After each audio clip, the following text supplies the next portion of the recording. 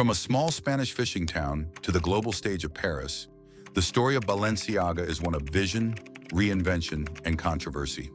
Cristóbal Balenciaga, once called the master of us all, transformed fashion with daring designs that challenged tradition and redefined elegance. After decades of silence, the house rose again, reshaped by Nicolas Ghesquière's futuristic edge, and later revolutionized by Demna's streetwear dominance. Today, Balenciaga sits at the center of both fame and debate, admired for its innovation, yet questioned for its risks.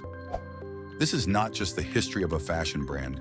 It's the untold journey of how Balenciaga became an icon that continues to shape culture across generations.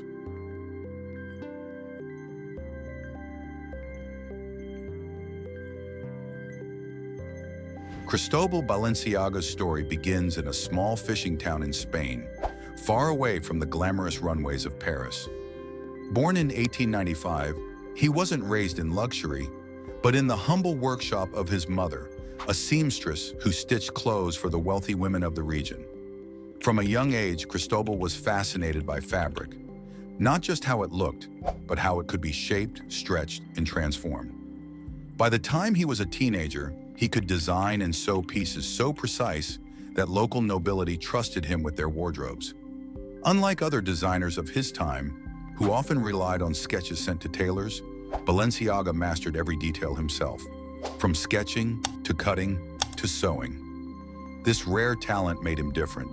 It was here in the quiet streets of his hometown that the boy who would later be called the master of us all first found his voice in fashion.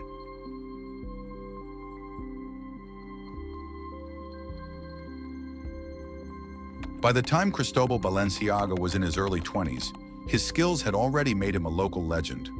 With the support of wealthy patrons who admired his talent, he opened his first boutique in San Sebastian, Spain, in 1919. His creations stood out because they weren't imitations of Paris fashion. They were bold, original, and built with unmatched precision. Word spread quickly, and soon he expanded to Madrid and Barcelona, where Spain's elite couldn't get enough of his designs. Even in those early years, Balenciaga was breaking rules, reshaping silhouettes, and daring to imagine clothing in ways no one else had. His boutiques became sanctuaries for elegance and innovation, attracting royalty and high society. But the Spanish Civil War forced him to close his doors and look beyond his homeland. That decision would lead him to Paris, the world's fashion capital, and change his destiny forever.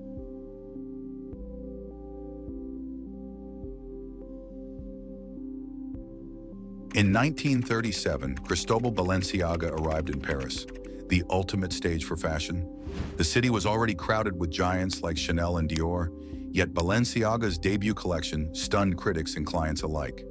His designs weren't flashy imitations of Parisian trends. They carried a sculptural quality, almost like art carved from fabric. Dresses floated with grace, yet held a sharp architectural structure that no one had seen before. Even during the chaos of World War II, Balenciaga's atelier thrived, attracting aristocrats, film stars, and even royalty who risked everything just to wear his creations. Unlike many designers, he never followed trends. He invented them. Paris quickly recognized that Balenciaga wasn't just another designer. He was a force rewriting the rules of elegance.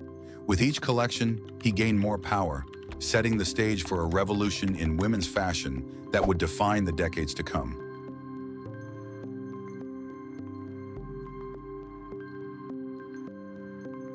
Balenciaga was not content with simply making beautiful dresses. He wanted to reshape how women experience fashion. In the 1950s, while others emphasized tight waists and hourglass figures, Balenciaga went in the opposite direction. He introduced the sack dress, a bold silhouette that flowed freely without clinging to the body. Then came the baby doll dress and the balloon jacket, designs that challenged tradition and redefined elegance. His creations allowed women to move with comfort and confidence, proving that luxury didn't have to mean restriction. Fellow designers were amazed. Christian Dior himself admitted, "Balenciaga is the master of us all." Clients adored his work because it felt modern, liberating, and timeless. Each design wasn't just clothing, it was architecture in motion. With every stitch, Balenciaga was rewriting the definition of style, paving the way for a golden era where his name became synonymous with pure innovation.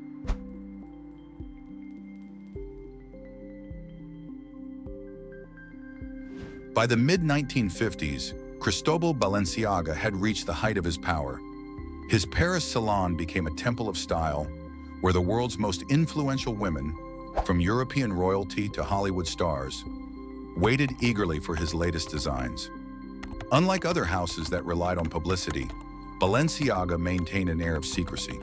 Fashion shows were private, and photographs were strictly controlled, which only added to the allure.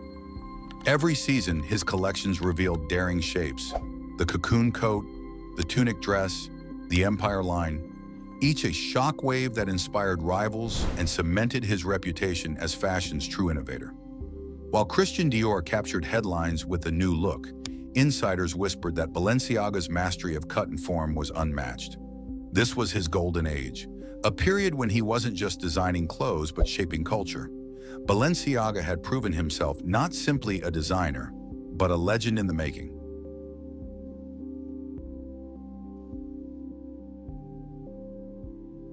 In 1968, the fashion world was stunned when Cristóbal Balenciaga announced he was closing his maison. At the very peak of his influence, when others would cling to fame, he quietly stepped away.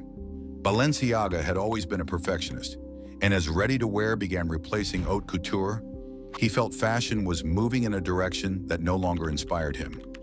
Rather than compromise his vision, he chose silence. His departure left clients heartbroken and rivals in disbelief. 4 years later, in 1972, Cristóbal Balenciaga passed away in Spain, leaving behind a legacy of unmatched artistry. For a time, the house of Balenciaga seemed frozen, like a masterpiece sealed in history. Yet his influence lingered. Every designer who came after borrowed from his techniques and ideas. Though the doors of his atelier were shut, the legend of the man called the Master only grew stronger with time.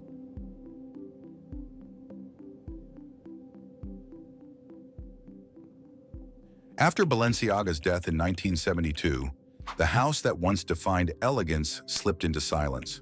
For years, the brand existed as a shadow of its former glory, kept alive only through perfumes and distant memories of Cristóbal's genius. The fashion world had moved on, yet whispers of his unmatched skill never faded. It wasn't until the late 1980s and 1990s that the Balenciaga name was revived, cautiously reintroduced to a new generation. Designers struggled at first to carry the weight of such a legendary legacy.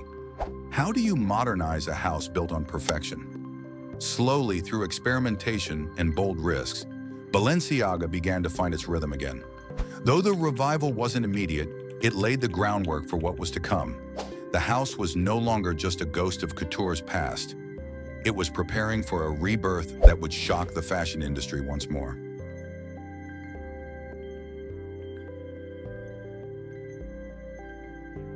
In 1997, a young French designer named Nicolas Ghesquière stepped into the nearly forgotten house of Balenciaga, and everything changed. With fresh vision and daring creativity, he transformed the brand into one of fashion's most talked about names. Ghesquière blended futuristic shapes with street influences, reviving the architectural spirit of Cristóbal while making it feel modern. His designs, from the iconic motorcycle bag to sharp sculpted jackets, captured the imagination of editors, celebrities, and everyday fans alike. Suddenly, Balenciaga wasn't just a relic of haute couture history. It was the definition of cool. Fashion critics praised him as a genius, while shoppers lined up for his edgy, wearable creations. Under Ghesquière, Balenciaga went from obscurity to a powerhouse once more. He proved that the brand could honor its past while fearlessly stepping into the future, cementing Balenciaga's place in the new millennium.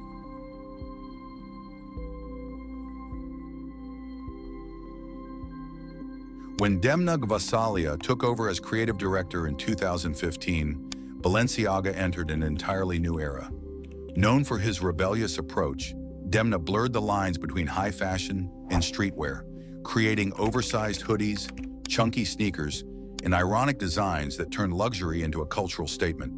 Pieces like the Triple S sneakers and logo-covered hoodies didn't just sell, they went viral, dominating Instagram feeds and sparking global trends. For younger generations, Balenciaga suddenly felt fresh, bold, and unapologetically different. Celebrities embraced the look, and streetwear fans proudly wore Balenciaga alongside jeans and sneakers, making the brand part of everyday style rather than untouchable couture. While some critics questioned the shift, Demna's vision connected with a world that craved authenticity and disruption. Balenciaga had once again reinvented itself, proving that the house built by a Spanish master could thrive in the language of modern street culture.